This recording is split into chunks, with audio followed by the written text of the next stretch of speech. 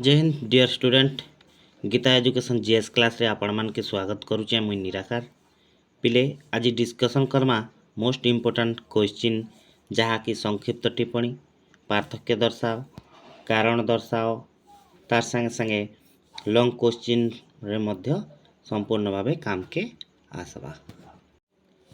चलन friend are time नहीं करी करी सीधा साला भावे क्वेश्चन आंसर डिस्कशन करमा।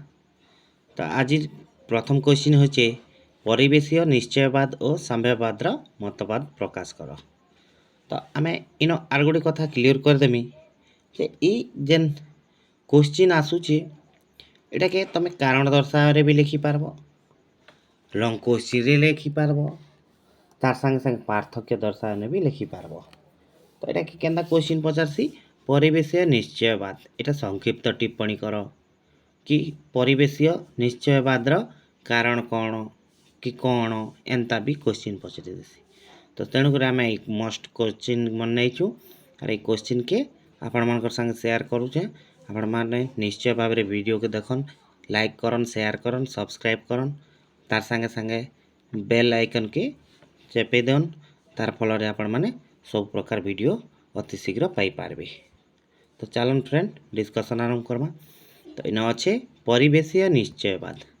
परिवेशीय निश्चयवाद कहले आदिम मानव समाज एवं प्रकृतिर शक्तिशाली बल मध्य पारस्परिक क्रिया को परिवेश सहित निश्चयवाद कहुए। प्रकृति मनुष्य को परिचालित करिथाए एवं मनुष्य तार समस्त आवश्यकता प्रकृति ठारू पाइथाए। तेणु प्राकृतिक परिवेश को मनुष्य माँ रूपे पूजा करिथाए। इन परिवेश विषय ने कही।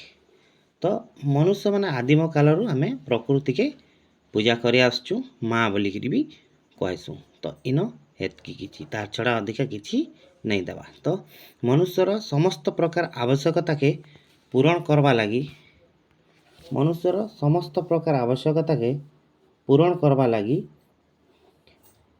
आमे प्रकृति रु एका सब किछि पाइथिसु। तो इन लेखा आइछि मनुष्यर समस्त प्रकार आवश्यकता।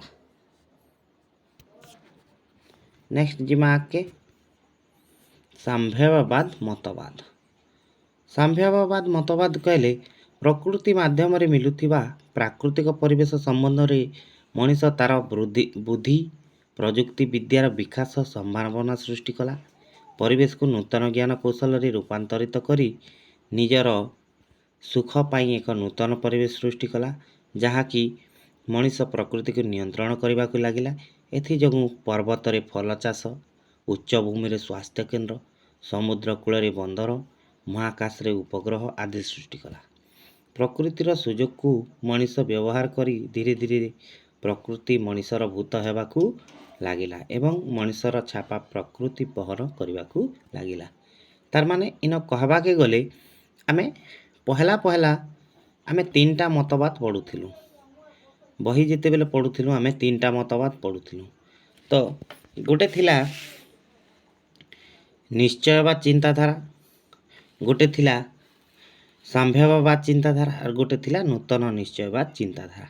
सेना कहा जाउथिला जे नहीं प्रकृति काना कहा जाउथिला नहीं प्रकृति ने मनुष्य के तार अंडर ने रखसी बोली एंता आमे तीनटा करथिलु। तो एटा प्रकृति थिला एटा प्रकृति थिला प्रकृति तापरे एटा मनुष्य थिला। तार माने मनुष्य प्रकृति ऊपर डिपेंड करथिला। तेन के आर गोटे चिंताधारा आसला आर गोटे चिंताधारा काना आसला नहीं मनुष्य ऊपर प्रकृति डिपेंड बोली कहगला। तापरे आर किछि लोकर मत आसला साम्यवाद चिंताधारा नहीं प्रकृति रे मनुष्य आउ पृथ्वी बा प्रकृति दुहे समान माने दुहे परस्पर निर्भरशील। प्रकृति चाहला बेले मनुष्य के मेटे पारबा मनुष्य चाहला बेले प्रकृति के मेटे पारबा। तो एटा हैला तार संपूर्ण कथाटा। आगे जिमा नेक्स्ट क्वेश्चन आम संभाव्यवाद चिंताधारा देखलु। नेक्स्ट 2 नंबर क्वेश्चन नूतन निश्चयवाद चिंताधारा आउ संभाव्यवाद चिंताधारा।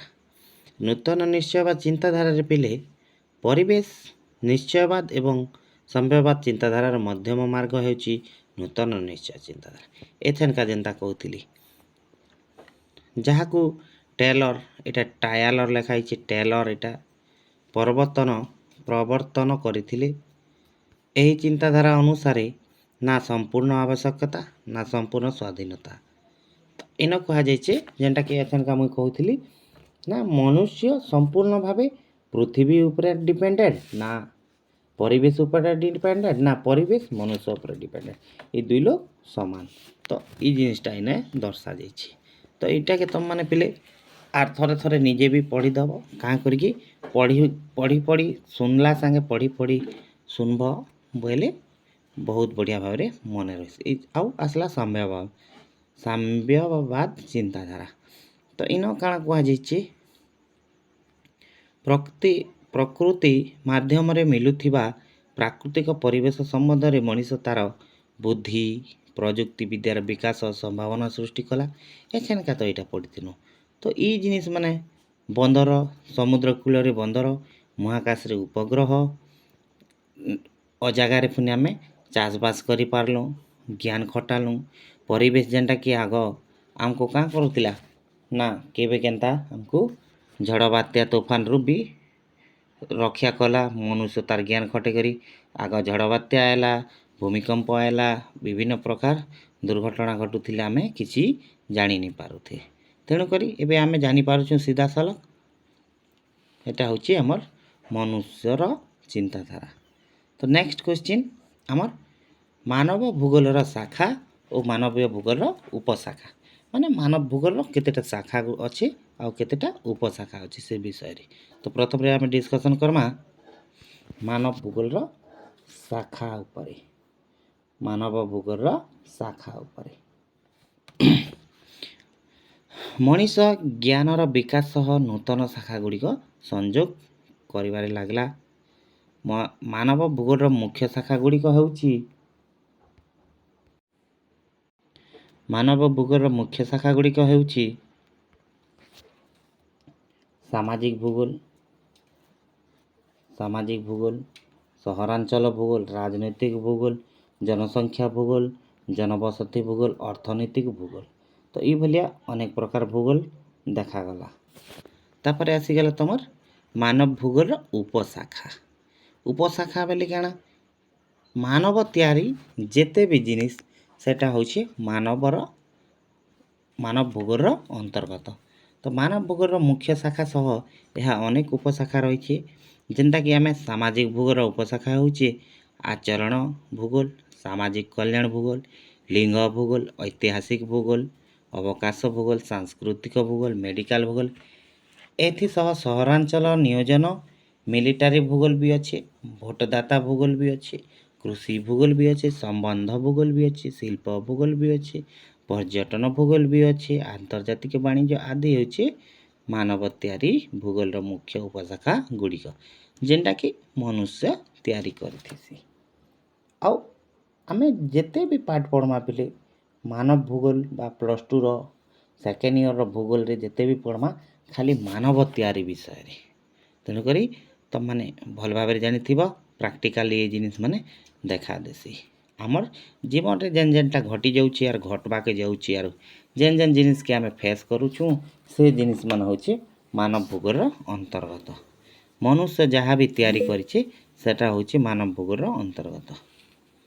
तो चलन नेक्स्ट क्वेश्चन के जिमा। नेक्स्ट क्वेश्चन समाज मंगल स्कूल चिंताधारा आ मौलिक स्कूल चिंताधारा।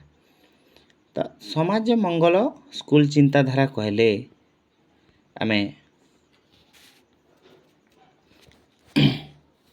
यह चिंताधारा रे भौगोलिकविद माने समाज मंगल कार्य पई भूगोल को एक अध्ययन भाव में ग्रहण कले जोठी स्वास्थ्य जनबसति एवं शिक्षा बोली दिग को गुरुत्व दिया जाय थाए। यही चिंताधारा रे मुख्यतः द्वितीय विश्वयुद्ध पर विकसित होइथिला।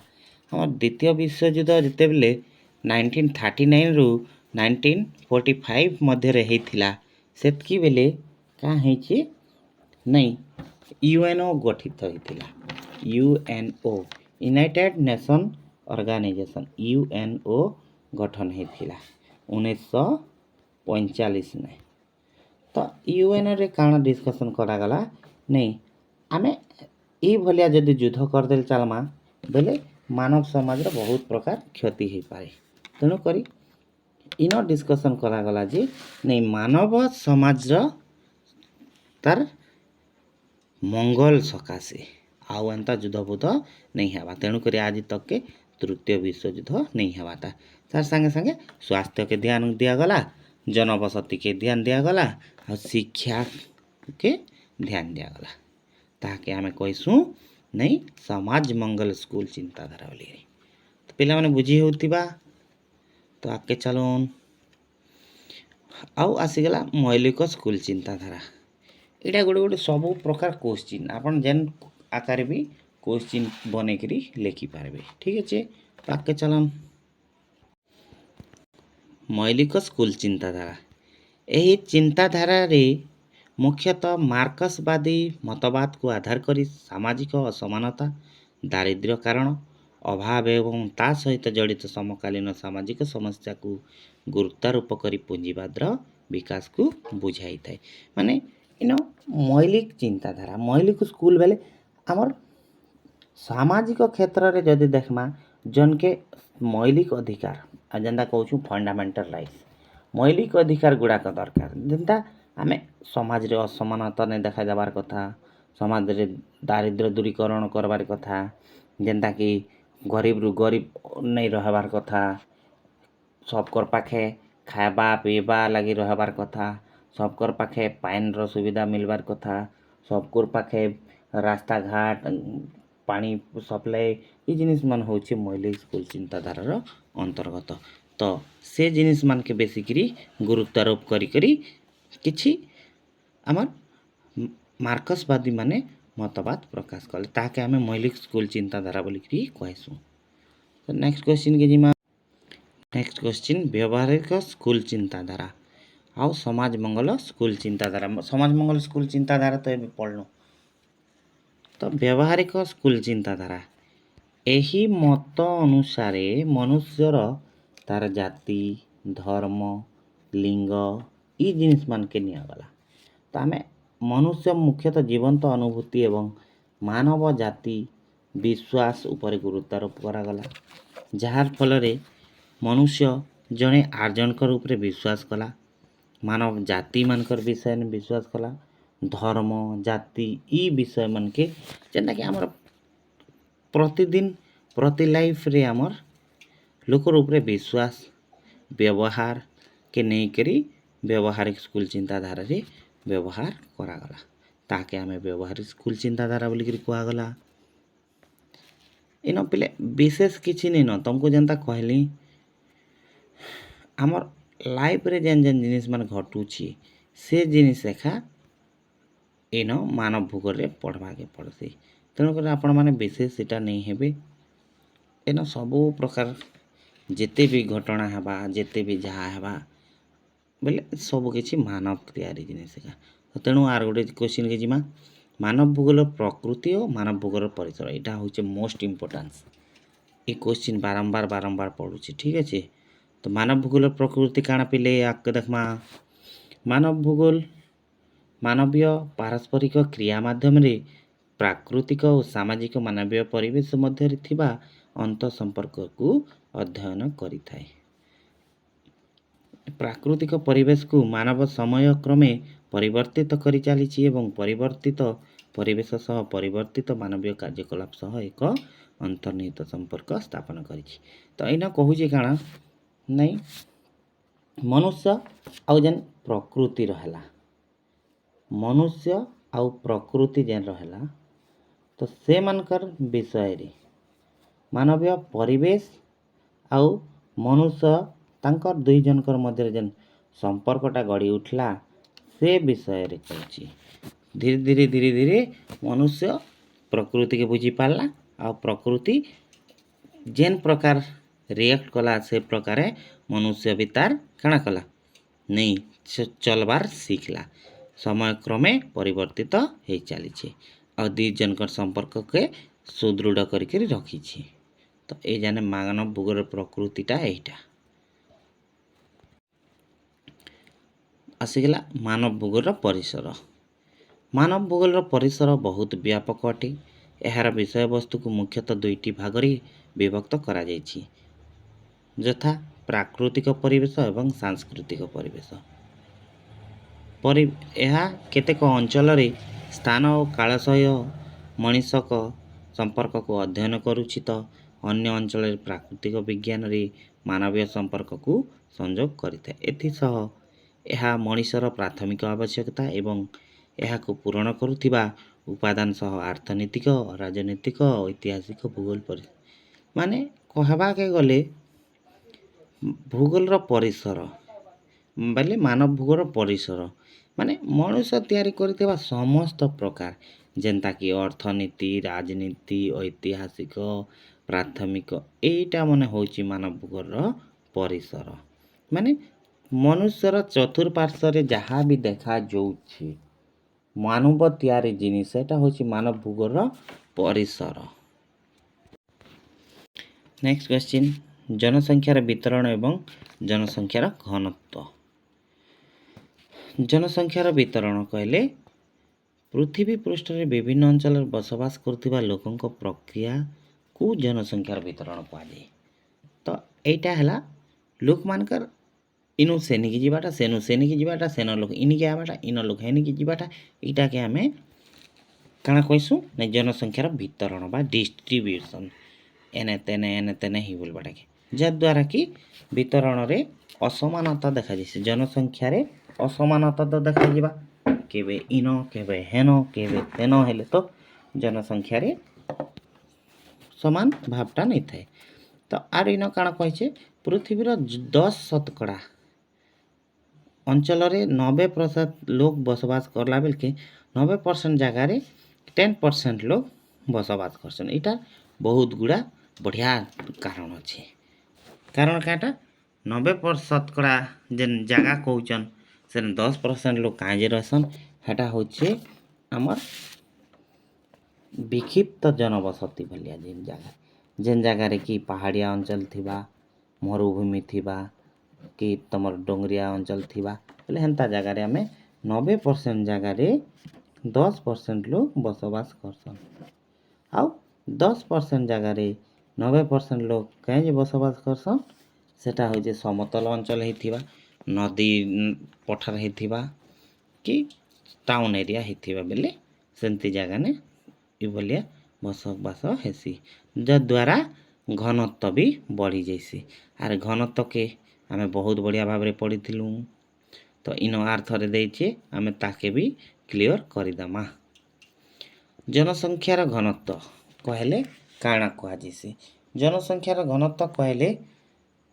साधारणतः जनसंख्यार घनत्व बा जनसंख्या डिवाइडेड क्षेत्रफल इज इक्वल टू आमे काटा करसु प्रति वर्ग किलोमीटर बोली करी कहसु तो इना भी हेंता ठीक कहिछि तो साधारणतः प्रति वर्ग किलोमीटर अंचल रे बसवास करुथिबा जनसंख्या को जनसंख्यार घनत्व बोली करी कहसन माने गोटे जगह रे केते लोग बसवास करूचन तो सेंती भलिया कथा केते किलोमीटर केते लोग बसवास करूचन से जिनिस आरो के आमे जदी ठीक भाव रे हरण करदमा बेले ऑटोमेटिक जना पड़िबा कौन से अंचल जनसंख्या को सही स्थान क्षेत्रफल द्वारा भाग करदेले जनसंख्यार घनत्व निरूपण कर देख कहली जे ठीक अच्छे आगे जीवा पृथ्वीर हाराहारी जनसंख्यार घनत्व होची 45 जन सर्वाधिक घनत्व सिंगापुर रे देखा जाए विश्व रे बा पृथ्वी रे सर्वाधिक घनत्व सिंगापुर रे देखा जाइसी और भारत रे बिहार रे देखा जाइसी ठीक अच्छे और ओडिशा रे केन जगह ने देखा जाइसी पिले ओडिशा रे कटक रे ठीक अच्छे तो आगे चलन नेक्स्ट क्वेश्चन देखमा पिले नेक्स्ट क्वेश्चन के जिमा जन्म हार और मृत्यु हार जेनटा कि सीडीआर और सीबीआर कहसु सीडीआर कहले करंट डेथ रेट और सीबीआर कहले हमर करंट बर्थ रेट तो पहला आम सीबीआर के जिमा बा जन्म हार के जिमा सीबीआर जेनटा कि आम 2019 ने भी पड़ी। तो सीबीआर कहले गोटे निर्दिष्ट अंचल प्रति 1000 जनसंख्या मध्य वर्षक जन्म लाभ करुवा जीवंत शिशु को जन्महार कहुए। शिशु संख्या को जन्महार कहुए। तो इन आम एक निर्दिष्ट अंचल प्रति 1000 महिला मानक इन आम एंता भी लिखिपारमा है। तो महिला माने जन्म करुथिबा सॉरी वर्ष को जन्म करुथिबा जीवंत शिशु मानकर संख्या के आम जन्महार बोलिकी कही पारमा। तो इन एग्जांपल देखिए 2010 रु 2015 मसीहा मध्य पृथ्वी जन्महार होइछन 2.36 शतकड़ा। चलो आगे जिमा मृत्यु हार बा सीडीआर। तो इन भी हेन्ता गोटे जगार प्रति 1000 जनसंख्या रे वर्ष के मृत्युवरण करुथिबा लोक मानकर संख्या के आम मृत्यु हार बोलिकी कहिसु। तो सबुठारु अधिक लोग पृथ्वी रे दक्षिण आफ्रिका रे 2010 रु 15 मसीहा मध्य मरीथिले बोलिकी मृत्यु होइतिला बोलिकी कहा जाइछि। जहाँकि सर्वाधिक जहाँकि पृथ्वीर 70.49 शतकड़ारू होइछि। ठीक है। नेक्स्ट जिमा के मानव विकास और मिलित जाति संघ विकास कार्यक्रम बा ह्यूमन डेवलपमेंट आउ यूएनडीपी बा यूनाइटेड नेशन डेवलपमेंट प्रोग्राम विषय। तो पहला कर देखमा मानव विकासटा काଣା। मानव विकास कहले आमे काଣା बुझसु शिक्षा स्वास्थ्य खाद्य वस्त्र एटा माने जहार के मिलुछि पहले जानबो जे मानव विकास होछि। तो भारत रे मानव विकास राज्य केनटा सर्वाधिक मानव विकास राज्य केनटा केरल। तो इन हेन्ता भी पचासी भारत मानव विकास सर्वाधिक मानव विकास राज्य बा डेवलपमेंट स्टेट केनटा बोलिकी कहले आम केरल बोलिकी कहि पारमा। ठीक अच्छे। तो इन पहला करी मानव विकास विषय रे केन माने कहिथिले धारणा देथिले ना महबूब उल हक आउ अमर्त्य सेन करी ई जिनिस के उपस्थापना करिथिले। तो तांका मत अनुसार दीर्घ स्वस्थ जीवन यापन करिबा लोक मानक पसंद वृद्धि करिबा माने लोक काଣା चाहुचन लोकर डिमांड काଣା। तो से जिनिस जदि जेन राज्य बा जेन देश ने होउची डेवलप पहले ताके आमे मानव विकास बोली करी मानव विकास बा मनुष्यर विकास होची बोली करी कहि पारमा। तो नेक्स्ट आसीगला आमर मिलित जाति संघ विकास कार्यक्रम बा यूएनडीपी नहीं मिलित जाति संघ यूनाइटेड नेशन डेवलपमेंट प्रोग्राम बा कार्यक्रम बोलिकी कहसु। ई आमर एसडीआई बा ह्यूमन डेवलपमेंट इंडेक्सटा तैयारी करसी। इंडेक्स बोले सूचक माने केन देश मानव विकास रे केते नंबर रे अछि बोलिकी ई एका आमर माने तार धारणा देइथिसी बा प्रकाश तालिका प्रकाश करिथिसी। तो देखमा से आउ काଣା किछि लिखिछि अधिका मानव विकास स्तरर मापकु मिलित जाति संघ विकास कार्यक्रम मान्यता प्रदान करिथाए। मानवीय सूचकांक माप करी मानव विकास रिपोर्ट प्रकाश करते। मुझे जेनता कहूली हेन्ता 1990 मसीह प्रथम करी यार रिपोर्ट प्रकाश करिथिला। मुख्यतः जन्म समय रे आयु संभावना साक्षरता हार मुंड पिछा वास्तव आय ई जिनिस मानके से प्रकाश करिथिसी। ठीक है। नेक्स्ट क्वेश्चन जनसंख्यार सकारात्मक वृद्धि आउ नकारात्मक वृद्धि केंदिकी आम जानी पारमा से जिनिसटा कही। तो जनसंख्यार सकारात्मक वृद्धि क्या कहसन जेतेबेले जन्म हार मृत्यु हार ठारू अधिक हुए सेतेबेले जनसंख्यार वृद्धि को सकारात्मक वृद्धि कहुए। इटा आम जनसंख्या वृद्धि भी कही पारमा। तो जनसंख्या वृद्धि केतेबेले हेसी पिले नहीं मृत्यु हार ठारू जन्म हार जदि अधिक हुए ताके आम जनसंख्या वृद्धि बोलिकी कहसु। बुझीगला पिले। तो एटा के आम जनसंख्या वृद्धि भी कहि पारमा। ठीक अच्छे। तो आम जदि जनसंख्यार वृद्धि हैला बेले कि स्थान आमर परिवर्तन हैला बेले भी ଆମର ପରିବର୍ତ୍ତନ ବା ସ୍ଥାନାନ୍ତରଣ ହେଲେ ବି ପରିବର୍ତ୍ତନ ଘଟିଥିସି। ଦେଶରେ ସ୍ଥାନାନ୍ତରଣ ହେଲେ ବି जनसंख्यार वृद्धि ହେଇଥିସି ଆଉ ସ୍ଥାନାନ୍ତରଣ ବି ହେଇଥିସି। ତ ଆଉ ଯେମା ନକାରାତ୍ମକ ବୃଦ୍ଧି ଏକ ନିର୍ଦ୍ଦିଷ୍ଟ ସମୟ ବ୍ୟବଧାନ ମଧ୍ୟରେ ଯଦି ଜନ୍ମହାର ମୃତ୍ୟୁହାର ଠାରୁ କମ୍ ହେଇଥାଏ ତାହେଲେ जनसंख्याରେ ହ୍ରାସ ପାଇଥାଏ। ଏଇଟା जनसंख्या ବୃଦ୍ଧି ଆଉ जनसंख्या ହ୍ରାସକେ ବି ବୁଝେଇଛି। ତ ଆଗକେ ଯିମା जनसंख्यार गठन। आम जनसंख्यार गठन केन्ता करवा, जनसंख्यार परिवर्तन केन्ता करी हवा से जिनिसटा के देखमा। जनसंख्यार गठन जनसंख्यार लोक मानकर बयस के नहीं करी गठन हो पारबा, नारी पुरुष अनुपात के नहीं करी हवा, तापर साक्षरता हार के नहीं करी, वृत्ति के नहीं करी, से अभिवृद्धि के नहीं करी, ताकर भिन्नता के नहीं करी भी आम जनसंख्यार गठन करि पारमा। लोक मानकर संख्या केमती करी माने आम जदि देखमा बयस के बेले 15 वर्षिया केते लोग 14 वर्ष रु आम 3 आकार बयसटा के देखसुँ, जेनटा कि 14 रु तल के 15 रु 59 के 60 रु मृत्यु पर्यंत के एटा होचे जो बयस। नारी पुरुष अनुपात नारी केतेटा पुरुष केतेटा से भितरुन साक्षरता बेले केते लोग पढ़ीछन, काଣା पढ़ीछन, केते पढ़ीछन ई आकार भी हो पारबा। से मानकर भितर क्या वृत्ति किए करूचे वृत्ति के नहीं कर भी आम जनसंख्यार गठन करि पारमा। ठीक अच्छे।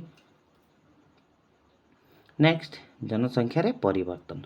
जनसंख्यार परिवर्तन केते बेले हेसी पेले ना जनसंख्यार जन्महार हेले भी हेबा, मृत्यु हार हेले भी हेबा। मुई एछनका कहितली तो हे दे देछे देख। तो जनसंख्यार परिवर्तन मुख्यतः 3टी उपादान रहिथिसी, जेनता कि जन्महार, मृत्युहार एवं स्थानांतरण हेले हेतिसी। अधिक जन्महार एक अंचलर जनसंख्या को वृद्धि करि थाए। तो इन जनसंख्या परिवर्तन 3टा कारण, ये 3टा कारण तो आपण माने जानछन बढ़िया भाबरे। ठीक अच्छे। आगे जिमा पृथ्वीर बयस गठन एवं बयस पिरामिड। एटा पिरामिड बहुत भाबरे हेसी हैला। तो ये जिनिस के भल से ध्यान दब। आर गोटे कथा कहमी का हेसी पिले ये वीडियो टिके लेंदी भी हवा, लंबा भी हो पारे, क्या करके डिस्कसन करवा पड़ुଛି। तो आपण माने नहीं चाहबे नहीं कहबे जे नहीं लंबा वीडियो अच्छे नहीं देखूँ, आपण माने जते देखबे जेते देखबे बेले साथ की क्लियर हो पारे। यार गुड लोग क्या बोलसन नहीं तुम एते एते लंबा वीडियो करछ जे लोग देखबे के व्यूअर्स बढ़वा के मजा नहीं आसी एंता कहसन, किंतु मके हे जिनिस दरकार नहीं। मके केमती आमर पिला माने पाठ पढ़बे भल से आउ आसुथिबा परीक्षा रे उपकृत हेबे, सेटा मोर काम। मके हे व्यूअर्स से सब्सक्राइबर हे जिनिसटा दरकार नहीं, किंतु आपण मनकर भी काम अच्छे। मुझे आपण मन के किसी दऊ जाए बोले तार बदले आपण मन भी गोटे लाइक सब्सक्राइब आ शेयर कर देबे। ठीक अच्छे। तो आगे चलन फ्रेंड पृथ्वीर बयस गठन। पृथ्वीर बयस गठन भिन्नता देखा जाए। हाँ बयस गठन तो भिन्नता देखा जीवा। पृथ्वीर शतकड़ा 25 व्यक्ति होउछि 15 वर्ष बयस एवं शतकड़ा 10 लोक 60 वर्ष बयसर। गोटे भल कथा, जुआन लोक अधिक थिले भल, बुढ़ा बुढ़ी कम थिले भल। अधिक युव संख्यार जन्महार अधिक थाए एवं अधिक वृद्ध संख्या हेले स्वास्थ्य क्षेत्र अधिक खर्चा हो। एटा तो सत कथा। अधिका बुढ़ा बुढ़ी थिले स्वास्थ्य खर्चा तो बेसी आवा, किंतु एठारे आमर देखिछु जे 25 व्यक्ति बा 15 वर्ष बयस रे देखा जानते माने जुआन लोग। ठीक अच्छे। आगे जिमा बयस पिरामिड टिके देखिदेमा। बयस पिरामिड साधारणतः विभिन्न बयस श्रेणी थिबा पुरुष नारी संख्या को बयस पिरामिड कहे। आम देख ए जेनता कहली आमर 14 वर्ष रु पिला केते लोक अछन, 12 केते लोक अछन, तापरे 15 वर्ष रु 59 रो नारी केतेटा पुरुष केतेटा, से भलिया वृद्ध नारी केतेटा पुरुष केतेटा, एटा के आमर पिरामिड तैयारी करा जाइथिसी। सेटा वर्ष अनुपात रे पृथ्वीरटा भी हो पारे कि आम भारत देशरटा भी हो पारे।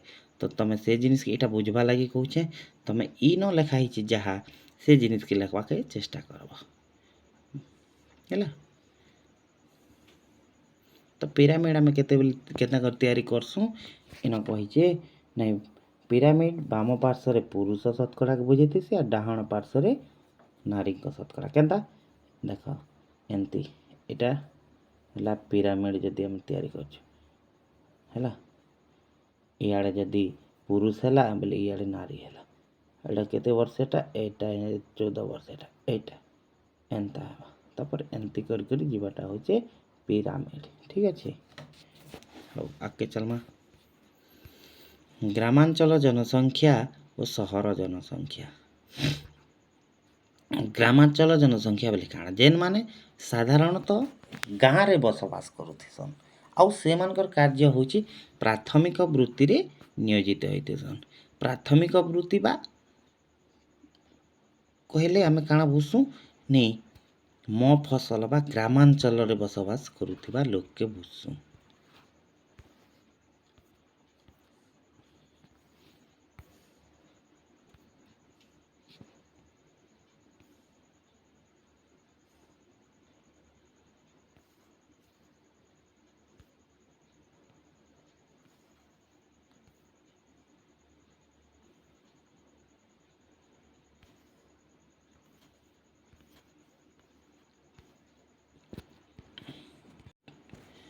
तो साधारणतः जोठारे अधिकांश लोक प्राथमिक वृत्ति रे नियोजित होइतेछन। आ प्राथमिक वृत्ति बेले आमे वृत्ति पढ़ीछू एक्टिविटी ह्यूमन एक्टिविटी पढ़ीछू।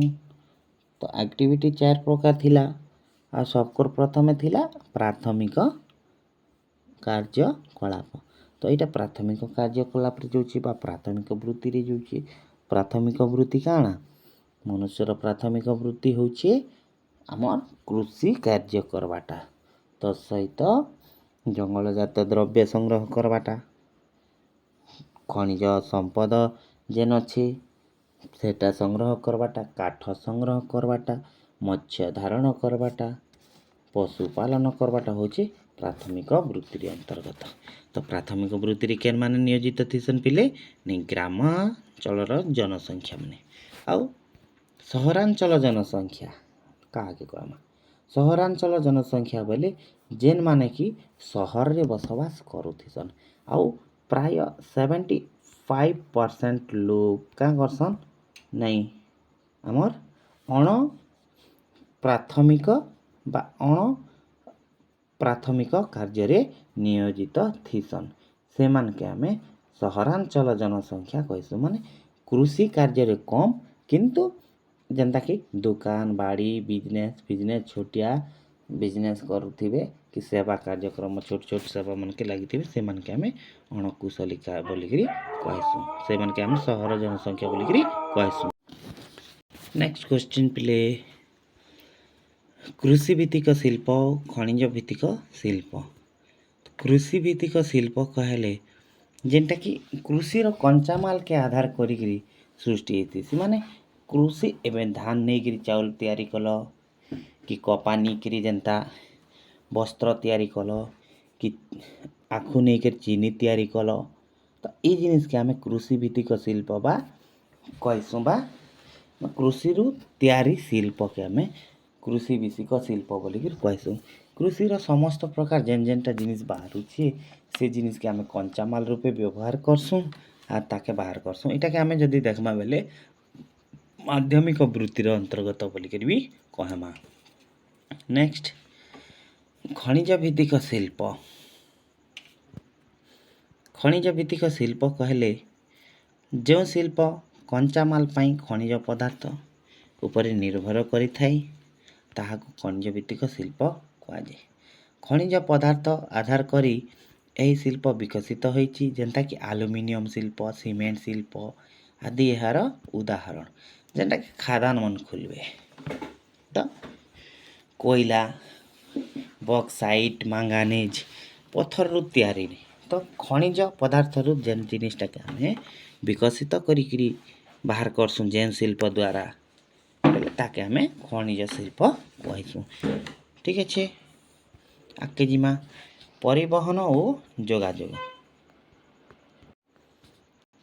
परिवहन और जोगाजोग तो परिवहन बोले परिवहन ହେଉଛି ଏକ ମାଧ୍ୟମ ଯାହାଦ୍ୱାରା ଯାତ୍ରୀ ମାଲ ଆଦି ଯାତ୍ରୀ କିମ୍ବା ମାଲ ଆଦି ପ୍ରସ୍ତୁତି ଗୋଟିଏ ସ୍ଥାନରୁ ଅନ୍ୟ ସ୍ଥାନକେ ସ୍ଥାନାନ୍ତରଣ କରସୁଁ ବା ପରିବହନ କରସୁଁ ମାନେ ସାମାନ ନିଆ ଅନା କରସୁଁ ମାନେ ଆସ ଯା କରସୁଁ ତାକେ ଆମେ ପରିବହନ କହିସୁଁ।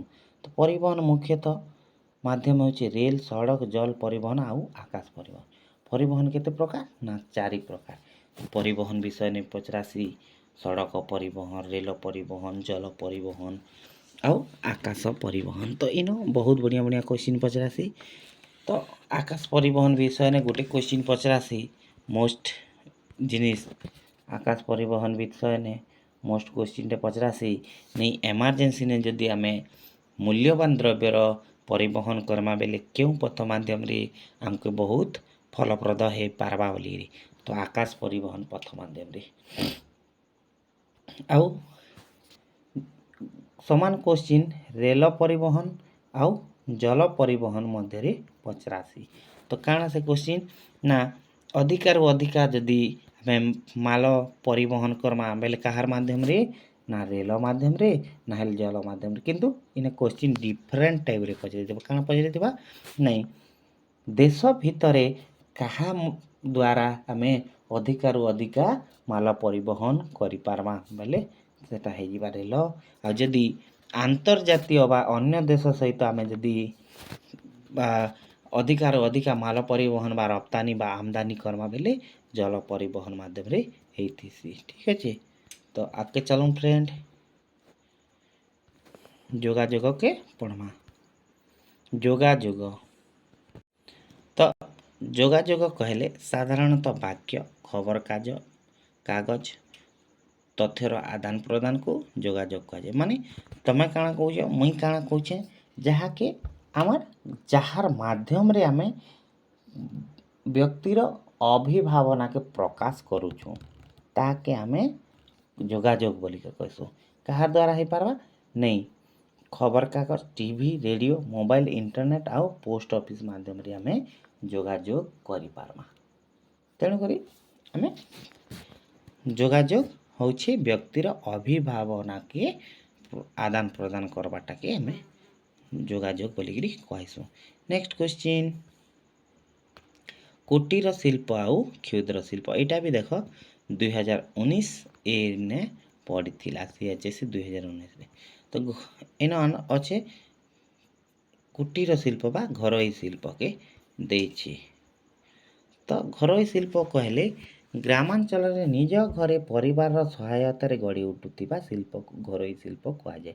ଯେନ୍ଟାକି ଅତି କମ୍ ଖର୍ଚ୍ଚରେ ସ୍ଥାନୀୟ ଲୋକମାନକେ ଆମେ ଯୋଗାଇ ଦେଇପାରମୁ ଆଉ କଞ୍ଚାମାଲ ସହ ଅଳ୍ପ ମେସିନ୍ ବା ନିଜ ହାତରେ ଉତ୍ପାଦନ କରୁଥିବା କୁଟୀର ଶିଳ୍ପ କୁହାଯାଇସି। ତ ଯେନ୍ଟାକି ଆମେ ଯଦି ଦେଖ୍ମା ଖଦି ଶିଳ୍ପ ସୁନା ରୂପା ତାରକସି କଂସା ବାସନ ଛୋଟ ଛୋଟ ଯେନ୍ ଆମେ ଷ୍ଟିଲ୍ ଗ୍ଲାସ୍ ବନୁଛି କି ଆମେ ଫ୍ଲାଗ୍ଟେ ତିଆରି କଲୁଁ କି ଖଲିଦନା ବନାଲୁଁ କି ବହି ଖାତା ଏବେ ଘରେ ମାନେ ଯେନ୍ ଛୋଟ ଛୋଟଟା ରିଫିଲ୍ ଭରଲୁଁ ଇ ଜିନିଷ ମାନେ ହେଉଛି ଆମର କୁଟୀର ଶିଳ୍ପ ହେଇଯିବା। ଆଗକେ ଯିମା ପିଲେ କ୍ଷୁଦ୍ର ଶିଳ୍ପ ମାନେ 1 କୋଟି ଟଙ୍କା ବିନିଯୋଗରେ କ୍ଷୁଦ୍ର ମେସିନ୍ ବା ଛୋଟିଆ ଛୋଟିଆ ମେସିନ୍ ମାଧ୍ୟମରେ କମ୍ ଶ୍ରମିକ ତଥା ସ୍ଥାନୀୟ କଞ୍ଚାମାଲ ମାନେ ନିଜର ଅଞ୍ଚଳରେ ମିଳୁଥିବା ଜିନିଷ ମାନକେ ନେଇକିରି ଆମେ ଯଦି ଯେନ୍ ଶିଳ୍ପ କଳକାରଖାନା ତିଆରି କର୍ମା ଯେନ୍ତାକି ପୋଷାକ ତିଆରି କର୍ମା ଖେଲଣା ତିଆରି କର୍ମା ଫର୍ଣ୍ଣିଚର୍ ତିଆରି କର୍ମା ଖାଇବା ତେଲ ଚମଡ଼ା ଶିଳ୍ପ ରୋଷେଇ ସାମଗ୍ରୀ ଇ ଜିନିଷ ମାନେ ଯଦି ଆମେ ବନେଇ ପାର୍ମା ତାକେ ଆମେ କାଣା କହେମା ନାଇଁ କ୍ଷୁଦ୍ର ଶିଳ୍ପ। କ୍ଷୁଦ୍ର ଶିଳ୍ପ କାହାକେ କହେମା ବିଶେଷ ଭାବେ ଦେଖବ ଇନ କ୍ଷୁଦ୍ର ଶିଳ୍ପ କାହାକେ କହେମା ନାଇଁ 1 କୋଟି ଟଙ୍କା ବିନିମୟରେ ହେଲେ 1 କୋଟି ଟଙ୍କା ଭିତରେ ଯଦି ଆମେ କରୁଛୁଁ ତାହାକେ ଆମେ କହେମା କ୍ଷୁଦ୍ର ଶିଳ୍ପ। ନେକ୍ସଟ ଦ୍ୱିତୀୟକ ବୃତ୍ତି ଆଉ ତୃତୀୟକ ବୃତ୍ତି ବା ସେକେଣ୍ଡାରୀ ଅକୁପେସନ୍ ଆଉ ଟେରିଟୋରୀ ଅକୁପେସନ୍ ବା ଥାର୍ଡ଼ ଅକୁପେସନ୍ ବା ଥାର୍ଡ଼ ଆକ୍ଟିଭିଟି କହିସୁଁ ଆମେ। ଠିକ୍ ଅଛି ଏଇଟା 2019ରେ ପଡ଼ିଥିଲା। ଦ୍ୱିତୀୟ ବୃତ୍ତି ବା ସେକେଣ୍ଡାରୀ ଆକ୍ଟିଭିଟିକେ ଆମେ ଦେଖ୍ମା ଯେନ୍ଟାକି ପ୍ରାଥମିକ ବୃତ୍ତିର ଯାହା ମିଳୁଥିଲା ତାକେ ଆମେ सेकेंडरी एक्टिविटी कंचामाल रूपे व्यवहार करी करी जहाँ जेन द्रव्य बा वस्तु तैयारी करूथिलु ताके आमे द्वितीय बा माध्यमिक वृत्ति रे परिवर्तन बा करूथिलु ताके आमे माध्यमिक वृत्ति बोलिकरी कहूथिलु। ठीक अच्छे। तो इन भी हेन्ता सेम लेखा है प्राथमिक वृत्तिर कंचामाल बा पदार्थ को व्यवहार करी जो कार्यकलाप ताहाको एक संपूर्ण वस्तु बा व्यवहार्य वस्तु रे रूपांतरित करिथाए सही कार्यकलाप को आमे द्वितीय का बा माध्यमिक वृत्ति कहा जाए। प्राथमिक वस्तुर मूल्य माध्यमिक कार्यकलाप द्वारा वृद्धि पाई थाए। शिल्प हेउची एहार उदाहरण। आमे जेंता कि गहम के अटा तैयारी करमा, लोहा पत्थर लोहा तैयारी करमा, इस्पात निर्माण करि पारमा ताहाके आमे माध्यमिक वृत्ति कहसु हैला। ठीक अच्छे। नेक्स्ट तृतीय तक वृत्ति। आमे तृतीय तक वृत्ति के आमे जानिछु थर्ड एक्टिविटी बा आमर काण कहसु नहीं सेवा वृत्ति बोलिकरी कहसु। तो मनीषर समस्त सेवा कार्य को तृतीय स्तर आमे जहाँ भी करसुँ लोक लगे सेटा हेइथो पैसा देगिरी भी हेइथो कि बिना मूल्य रे भी आमे जिन कार्य गुड़िक जड़े लोक आर्जन कर लगी करुचु सेटा के आमे सेवा वृत्ति कहसु। ठीक अच्छे। जेनता कि आमे देखो जदि देखमा शिक्षा स्वास्थ्य वाणिज्य व्यापार गमनागमन जोगाजोग बैंक जोगाण वितरण आदि सब होचे आमर थर्ड एक्टिविटी कार्यकलाप अंतर्गत होती। तो नेक्स्ट आसीगला पिले पृष्ठ खनि खनन आउ गभीर खनि खनन। तो पृष्ठ खनि खनन इटा नुआ भले लगुच फिर भी आमे टिके ताके डिस्कसन करदमा। ठीक अच्छे पिले। भूपृष्ठ खनिरु खनिज उत्तोलन सबुठारु सहज एवं सस्ता उपाय जहाँ भूपृष्ठ निकट रे घटे। यही पद्धति रे खनि उत्तोलन कम खर्चा सह सुरक्षा व्यवधान अवलंबन करा जाई मेसिन माध्यम रे भूतले थिबा खनिज को उत्तोलन करा जाए। तो एटा भूमि रे ऊपरे ऊपरे ऊपरिया अंचल रे जहाँ किछि मिलुचे से जिनिस के मेसिन माध्यम रे आमे व्यवहार करथिमु आउ खनन करथिमु आर व्यवहार करमा बेल ताके आमे भूपृष्ठ खनिज खनन कहसु। गभीर खनिज खनन भूपृष्ठर गभीरतम प्रदेश रे जो प्रक्रिया रे खनि खनन करा जाए ताको भूतल खनि खनन कहा जाए। विशेष किछि नै पिले गभीर खनि खनन बेले भितरी करबाटा भूपृष्ठ बेले ऊपरे ऊपरे खनि खनन करबाटा ई जिनिस के बुझिछि। ठीक अच्छे। जेनता कि आम गभीर खनन रे एग्जांपल देछि काना देछि नहीं आमर विषाक्त गैस अग्निकांड बन्या गुम्फारे दुर्घटना ई जिनिस मन बेसी घटी जाइथिसी ई पद्धति द्वारा का करसु कि आम भीतर के बहुत भीतर के जाइकरी क्या करसु खनि खनन करिथिसु तेणु करी ई जिनिस घटना घटबार बहुत चांसेस थिसी। ठीक अच्छे।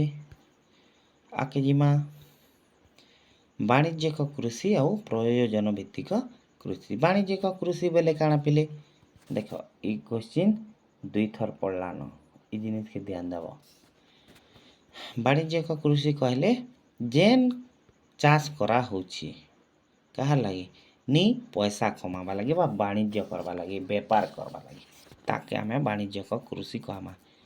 देखमा के निजर तथा स्थानीय आवश्यक पूरण हेबा परे बलका शस्य को बाजार रे बिक्री करी अर्थ उपार्जन करिबा पई ताको आमे वाणिज्यिक कृषि बोलिकरी कहसु। नहीं जेनता कि चा कॉफी आखु कपा मका रबर फल आदि चाष वाणिज्य भित्तिक कृषि हेतिसी आउ इटा आधुनिक प्रणाली रे भी बहुत भाव रे व्यवहार करा जाय थाए।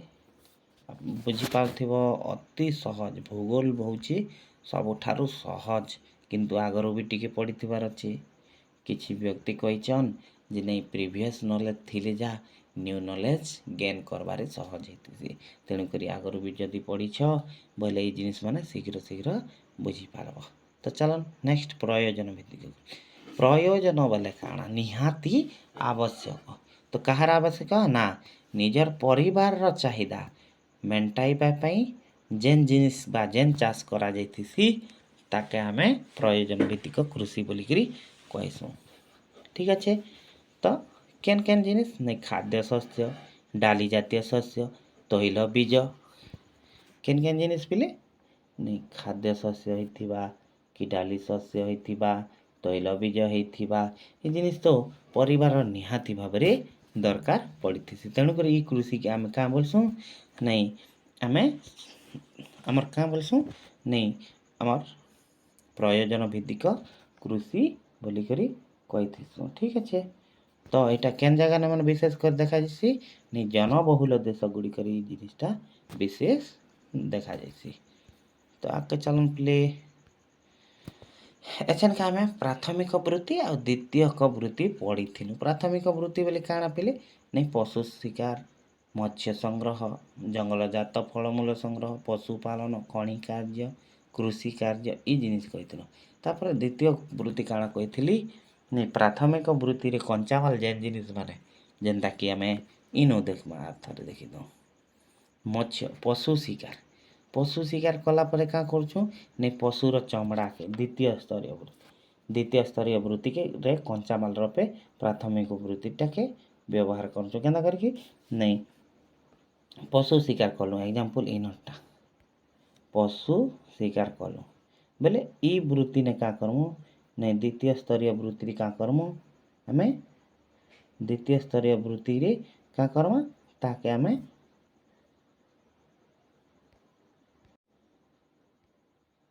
ଦ୍ୱିତୀୟ ସ୍ତରୀୟ ବୃତ୍ତିରେ ଆମେ କାଁ କରମା ତାକେ ଆମେ କଞ୍ଚାମାଲ ରୂପରେ ବ୍ୟବହାର କରମା। ପଶୁରୁ ଆମେ ଯେନ୍ ଚମଡ଼ା ଆନମା, ଚମଡ଼ାକେ କାଁ କରମା ଆମେ ଉଷୁମ ବସ୍ତ୍ର ତିଆରି କରିପାରମା। ଆଉ ଯେନ୍ତା ଅଛି ତମର ମତ୍ସ୍ୟ ସଂଗ୍ରହ, ମତ୍ସ୍ୟରୁ ଆମେ ଦ୍ୱିତୀୟ ସ୍ତରୀୟ ବୃତ୍ତିରେ ଯଦି ମତ୍ସ୍ୟରୁ ତେଲ ବାହାର କରିପାରିଲା ବୋଇଲେ ଦ୍ୱିତୀୟ ସ୍ତରୀୟ ବୃତ୍ତିରେ କଞ୍ଚାମାଲ ରୂପେ ବ୍ୟବହାର ହେଲା। ଜଙ୍ଗଲ ଜାତୀୟ ଫଳମୂଳ ସଂଗ୍ରହ, ଔଷଧ କରିପାରମା, ଦ୍ୱିତୀୟ ସ୍ତରୀୟ ବୃତ୍ତିରେ କଞ୍ଚାମାଲ ବ୍ୟବହାର କରିପାରମା। ପଶୁପାଳନରୁ ଚମଡ଼ା ଲୋମ ଆନିକିରି ଆମେ ଉଷୁମ ବସ୍ତ୍ର ବି ତିଆରି କରିପାରମା। ତ ହେନ୍ତା ପ୍ରକାରେ ଆମର ଏଇ ଦୁଇଟା ବୃତ୍ତିଟା ହେଇଛି। ତ ଆଗକେ ଚାଲନ୍।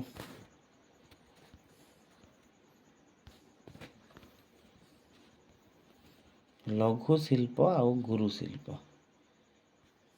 এইটা আইসি। ହଉ ଠିକ୍ ଅଛି ଆଗକେ ଟିକେ ଦେଖମା। ନେକ୍ସଟ ଲାଷ୍ଟ ଏ ଭିଡ଼ିଓର ଲାଷ୍ଟ କ୍ୱେଶ୍ଚିନ୍ ଦେଖମା। ବେଶୀ ଲମ୍ବା ହେଲେ ବି ଠିକ୍ नहीं लगे, ଆପଣମାନକେ ବୋର୍ ଲାଗବା। ତ ଦେଖମା ଉଦ୍ୟାନ କୃଷି ଓ ବଜାର ଉଦ୍ୟାନ କୃଷି।